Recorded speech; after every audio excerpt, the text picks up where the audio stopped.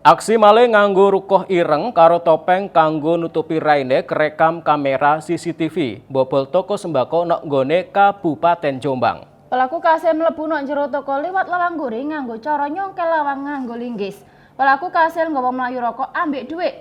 Gara-gara kedadian kuwi sing duwe toko ngalami kerugian sampai yutonan repis. Kaya iki rekaman CCTV sing rekam detik-detik wong nyolong nganggo rukoh ireng karo topeng gawe nutupi raine mbobol toko sembako Berkah Merdeka nok Desa Sumobito, Kecamatan Sumobito, Kabupaten Jombang pas dina Selasa.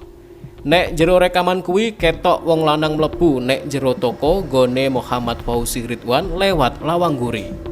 Kedadian colongan iki kawitane diroi karo sing jaga toko dina Selasa esuk pas buka toko, terus dilaporno nek sing duwe toko. Sing duwe toko sakteruse ndelok CCTV karo ketok enek wong lanang sing ora dikenali mlebu nok jero toko nganggo rukoh karo topeng sing nutupi raine.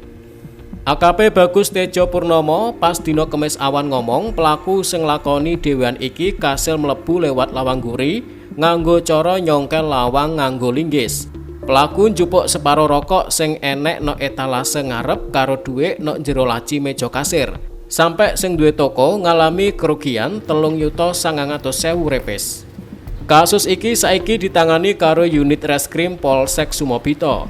Polisi yo langsung lakoni olah TKP karo mreksa saksi-saksi.